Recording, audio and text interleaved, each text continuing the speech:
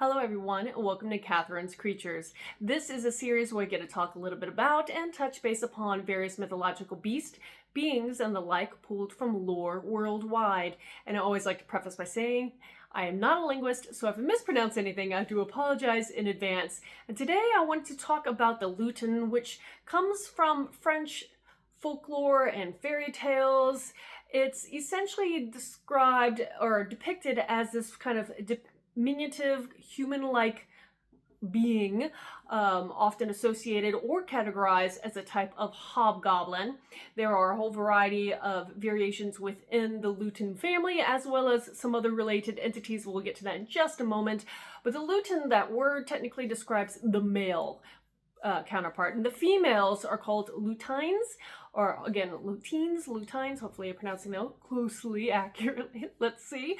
And but let's move on. So the Lutin again comes from France. Now, if you know anything about geography and history, there was a time where a part of France was given, even so begrudgingly, to the Norsemen, the Viking era peoples, and became Normandy. So in Normandy, they have their own variation of the Lutin, and it is called Nain Rouge, or the Red Dwarf.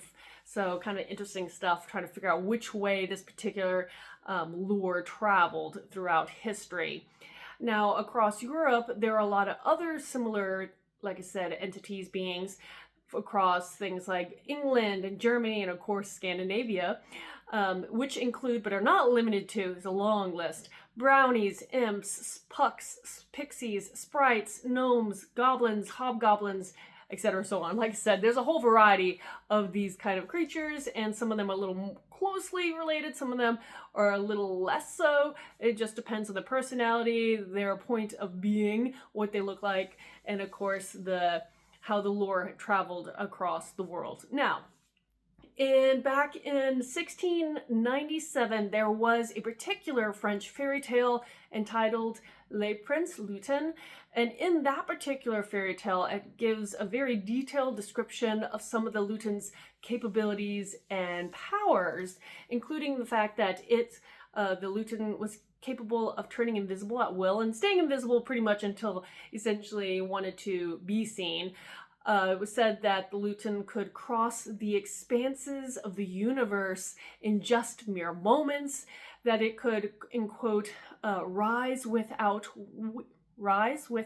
wings, which I don't know if necessarily means they could levitate or truly fly, but I thought that was kind of neat.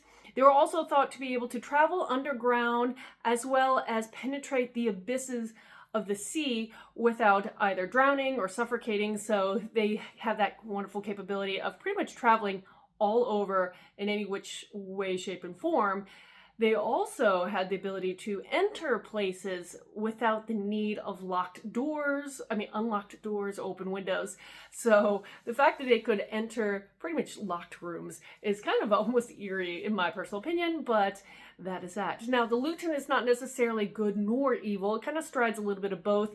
It does fall a little bit in that prankster spirit, fae-like category, which is probably why some of the similar entities that it's associated with are things like pixies and sprites and brownies and these other kind of prankster spirits, or spirits that could do good things as well as some not so good things. Now, before we move on, going back to Le Prince Lutin, it was also described in that one, as well as most often depicted, having a red hat. In the particular fairy tale, that red hat has 2 feathers tucked into it, and I think it's the hat that can make them visible to the naked eye, had that property. Now, the Lutin, being French, again, has its counterparts in other French-speaking areas, including Quebec. So if we go over to the Quebec version, the Lutin actually has some other different kind of and unique capabilities, including transforming into the shapes of pets or other common animals in the area. Some of the examples were rabbits and dogs. In Quebec, it's also believed that if you espy a completely white cat, that is most likely a Lutin in disguise. And then going back to the idea that this is a creature that is both good as well as some evil aspects to it, though not to like controlling the world or destruction side of things, more on the side of pranksters and smaller annoyances and grievances.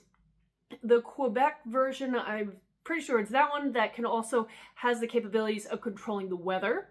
So that's a powerful trait as well.